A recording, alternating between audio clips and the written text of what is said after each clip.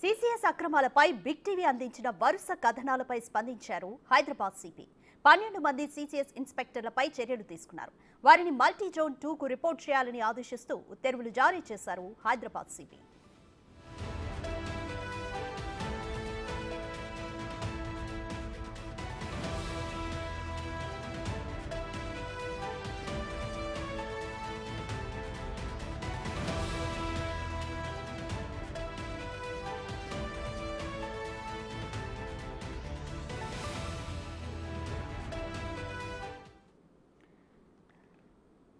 More details మా ప్రతినిధి Rana live లో అందిస్తారు. రాణా, 12 మంది సీసీఎస్ ఇన్స్పెక్టర్ల పైన చర్యలు తీసుకున్నారు. ఎటువంటి చర్యలు తీసుకున్నారు?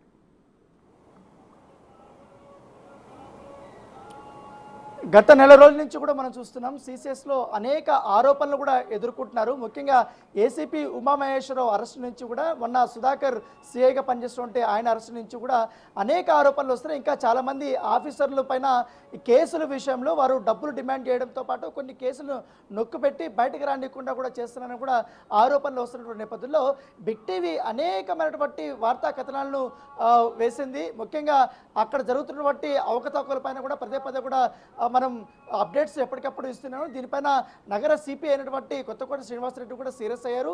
అక్కడ జరుగుతున్న తతంగాలపైన కూడా మొన్నటి నుంచి కూడా ఆయన అనేక రకాలుగా కూడా రిపోర్ట్స్ కూడా తెచ్చుకుంటారు. ఎవరైతే అనుమానితులుగా ఉన్నాయో కొన్ని ఇబ్బందికరమైన పరిస్థితులు ఉన్నాయి, వారిపైన కొన్ని ఫిర్యాదులు వస్తాయి, వారిని అంతా కూడా పక్కన పెట్టాలనే ఉద్దేశంతో కూడా ఆయన నిర్ణయం తీసుకున్నారు. పూర్తిగా సీసీఎస్ని ప్రక్షాళన చేయాలనే ఉద్దేశంతో కూడా ఆయన నిర్ణయించుకున్న నేపథ్యంలో ఇవాళ ఏకంగా 12 మంది సీసీఎస్లో పనిచేసినటువంటి ఇన్స్పెక్టర్స్ని మల్టీ జోన్ 2కి ఆయన రిపోర్ట్ చేయాలంటూ కూడా ఆదేశాలు ఇచ్చినటువంటి నేపథ్యం ఏర్పడుతుంది. వారిలో ముఖ్యంగా శివగౌని శివశంకర్ ఒకరు, తర్వాత రఘుబాబు కొలమాల ఒకరు, అప్పలనాయుడు మీసాల ఒకరు, బుక్యా రాజేష్ ఒకరు, తర్వాత సీతారాములు ఒకరు, హుస్సేన్ దేరావత్ ఒకరు, గుమ్మిడాల సత్యం ఒకరు, నాగేశ్వర్ రెడ్డి చీపురుల, దారావత్ కృష్ణ, కొత్త సత్యనారాయణ, ఎస్ఎస్ ఇమ్మాన్యుయల్, అలాగే బిట్టు క్రాంతి కుమార్ వీరంతా కూడా మల్టీ జోన్కి రిపోర్ట్ చేయాలంటూ కూడా ఆదేశాలు ఇచ్చడం జరిగింది. డీసీపీకి అలాగే డీడీకి కూడా ఆయన లెటర్ రాసినటువంటి నేపథ్యం అయితే కనపడుతుంది. సో ఇది ఒకే సీసీఎస్లో 12 మంది ఇన్స్పెక్టర్లు చేయడం అనేది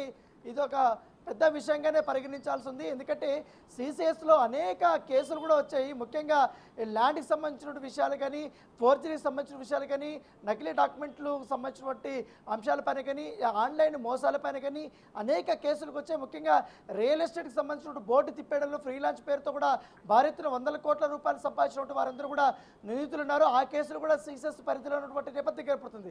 గతంలో కూడా ఉమామహేశ్వరరావు ఇలాగే సాహితీ ఇన్ఫ్రాస్ట్రక్చర్ సంబంధించిన విషయంలో కూడా భారీ ఎత్తున ముడుపులు తీసుకొని ఆ కేసుని పక్కదారి పట్టించే విధంగా కూడా ఆయన అనేక చర్యలు కూడా తీసుకున్నారు. కాబట్టి అతనిపైన కూడా ఏసీపీ అధికారులు ఇప్పటికే అరెస్ట్ చేసి జైల్లో కూడా ఉంచినటువంటి నేపథ్యం ఏర్పడుతుంది. మొన్న ఏకంగా సుధాకర్ 15 లక్షల రూపాయలు ఆయన వచ్చి దాదాపు 6 నెలలు కూడా కాలేదు సీసీఎస్కి వచ్చినటువంటి ఆయన కేసులు డీల్ చేసినటువంటి విధానము అవన్నీ కూడా చూసుకుంటే దాదాపు ఒక్క కేసుకే 15 లక్షలు డిమాండ్ చేయడము, తర్వాత దాంట్లో 5 లక్షలు తీసుకోవడము, తర్వాత మరొక 5 లక్షలు కావాలని డిమాండ్ చేయడము, తర్వాత 3 లక్షలకి ఆ బేరం కుదుర్చుకొని ఆ 3 లక్షల రూపాయలు కూడా తీసుకొని రెడ్ హ్యాండెడ్గా పట్టుబడినటువంటి నేపథ్యం ఏర్పడుతుంది. దాంతోపాటు సుధాకర్ విషయంలో మరొక సీనియర్ ఐపీఎస్ ఆఫీసర్ పై అధికారి కూడా డబ్బులు ఇవ్వాలంటూ కూడా ఎవరైతే బాధితుడు కూడా ఫోన్లో చెప్పినటువంటి సందర్భం. సో అవి ఏసీపీ అధికారులు చాలా క్షుణ్ణంగా కూడా వారు విచారణ చేపట్టారు. ఎందుకంటే సీసీఎస్లో సిఐగా పనిచేస్తున్న సుధాకర్కి మరొక పెద్ద అధికారు ఎవరు హెల్ప్ చేస్తున్నారు, ఎవరు మెడుపులు దాంట్లో వాటా ఇస్తున్నదంటే ఎవరు అనే దానిపై కూడా వారు ఒకవైపు కూపిలాగుతున్నటువంటి నేపథ్యంలో ఇలా వరుసగా అనేక ఆరోపణలు సీసీఎస్ పైన వస్తున్నాయి. దీనిపైనే బిగ్ టీవీ ప్రత్యేకంగా కూడా వార్తా కథనాలు కూడా మనం అందిస్తున్నాం. దీనిపైన కూడా వారు సీరియస్ అయ్యారు. ఇక్కడ వస్తున్నటువంటి మనం ఇస్తున్నటువంటి డేటాని బేస్ చేసుకొని అలాగే ఏసీపీ అధికారులు వారు కూడా కొంతవరకు విచారణ చేస్తారు. కాబట్టి వారు ఇచ్చినటువంటి ఇన్ఫర్మేషన్ బేస్ చేసుకుని అలాగే స్వతహాగా సిపి కూడా అనేక మార్లు కూడా సీసీఎస్కి వెళ్ళారు.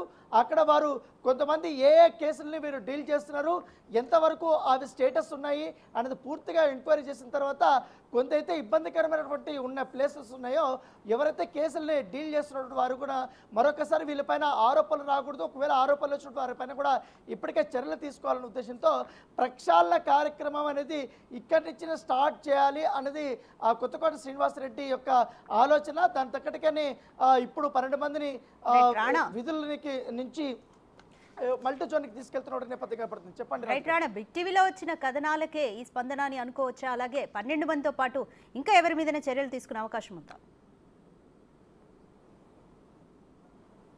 ఖచ్చితంగా, ఎందుకంటే బిగ్ టీవీలో గత వారం రోజుల నుంచి వరుసగా కథనాలు వేస్తున్నాం, రోజుకొక కోణంలో కూడా వేస్తున్నాం. అక్కడ జరుగుతున్నటువంటి తతంగాల పైన కానీ వారు సివిల్ కేసుల్ని క్రిమినల్ కేసుని ఎలా మారుస్తున్నారు, నిందితులకి ఎలా కొంతమంది అధికారులు వాళ్ళకి మేలు చేకూరుస్తున్నారు, వాళ్ళ నుంచి కూడా పెద్ద ఎత్తున డబ్బులు ఎలా డిమాండ్ చేస్తున్నారు, అనేక కోణాల్లో కూడా మనం పాయింట్ టు పాయింట్ కూడా మనం ప్రతిరోజు కూడా కథనాలు వేస్తూనే ఉన్నాం.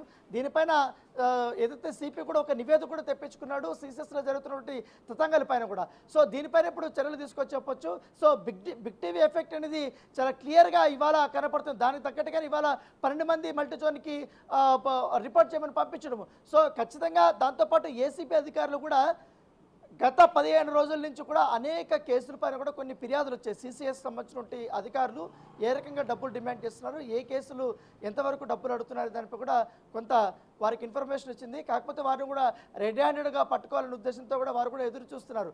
సో ఆల్రెడీ చాలామంది కూడా అధికారుల పైన కూడా ఆరోపణలు వస్తున్న నేపథ్యంలో ఈ అంశాన్ని కూడా సిబికి కూడా వారు చెప్పినట్టుగా తెలుస్తుంది. దాని తగ్గట్టుగానే ఇప్పుడు ఈ చర్యలు, ఈ యాక్షన్స్ అని అనుకోవచ్చు Radhika. Right, thank you Rana.